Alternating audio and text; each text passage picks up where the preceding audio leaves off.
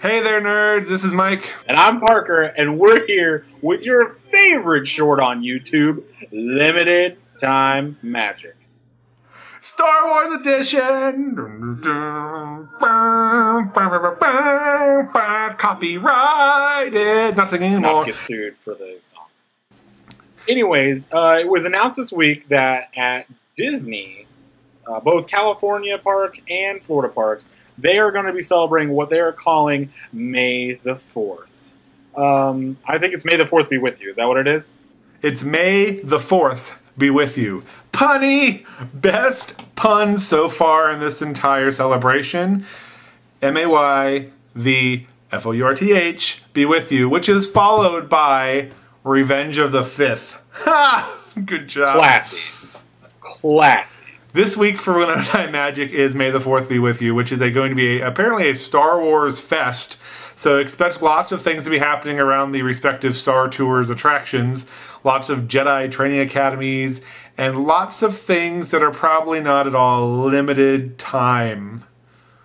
So once again, here we are. What does this have to do with Limited Time Magic? Nothing. It's actually just a way for them to roll out all the crap that has to be out next month anyway at Hollywood Studios for Star Wars weekends. So it's just an extra reason to kind of, open up the garages and get the stuff out there earlier. Which, people are going to come. I mean, no matter you put Star Wars in a thing, there's going to be people lining up at the gates to do it. It's literally the weekend before the first weekend of Star Wars weekends. It's literally just adding on an extra weekend of Star Wars weekends. It's like episode 1 of Star Wars. This is Star Wars Weekends. This is Star Wars Weekends: The Phantom Menace. Star Wars Weekend: The Phantom Menace, or Star Wars Weekend Dry Run.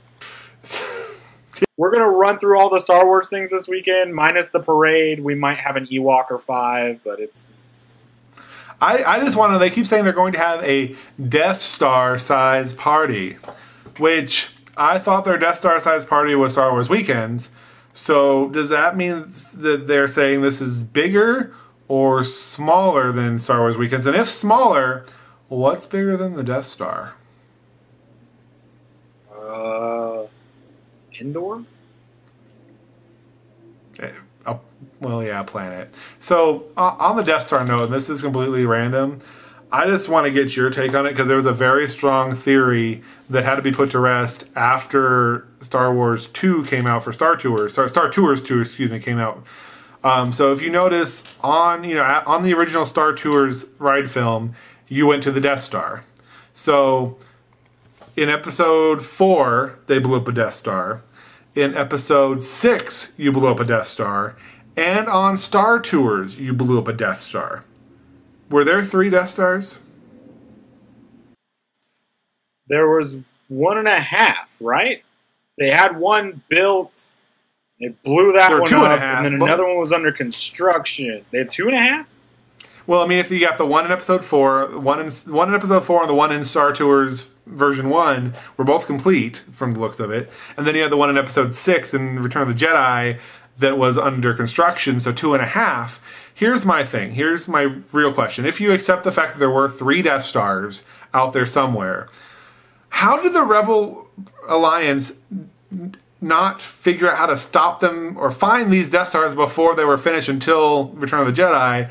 And 2, how did the Empire not figure out that one stupid hole could blow up the entire thing ever? They built 3 of them. All 3 of them got blown up.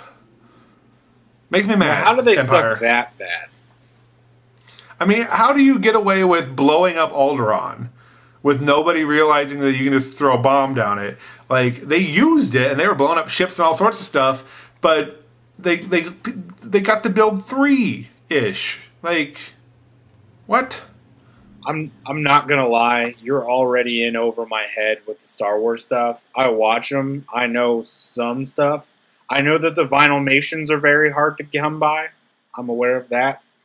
But now you're getting into the aspects that it's no longer theme park nerds. It's just nerd in general. Theme park nerd reason. Are they going to project the Death Star onto Spaceship Earth? Because Mike Wazowski ate it. Mike Wazowski will be later in the month. That will be Monster But he's Summer. already on Spaceship Earth, and it's not his turn yet. He's already on it for testing. Gosh. Okay. I don't accept this. On the topic of Star Tours, let's first off, I'm sure Disneyland put more work into theirs than Florida did, just because Florida doesn't like working on things.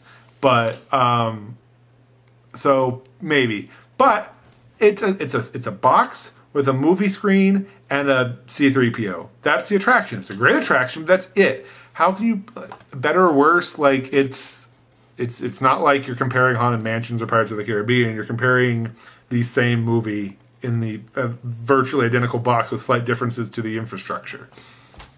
Well, from what I understand, the queue itself is a little bit better in California because it's California. They have the money. No. And then no, it's exactly the The same. queue's the same. It's you've been on both of them, you weirdo.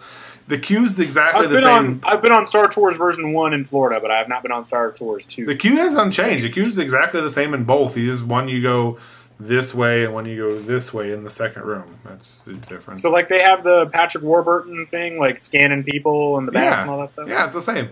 Oh. Well, they got new pods in California. Second. Anyway.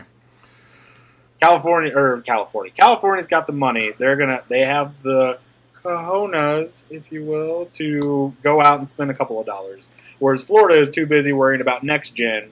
We've got $30 trillion worth of next gen that we have to open up, so that way people can just touch their bracelet to a friggin' gate that someone has to stand next to anyway to make sure that this get. Okay, very quickly, can we talk about FastPass Plus?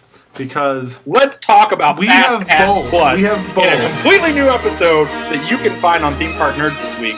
Have a great week, guys. Thanks for checking us out on the Time Magic. Have a good one. Bye.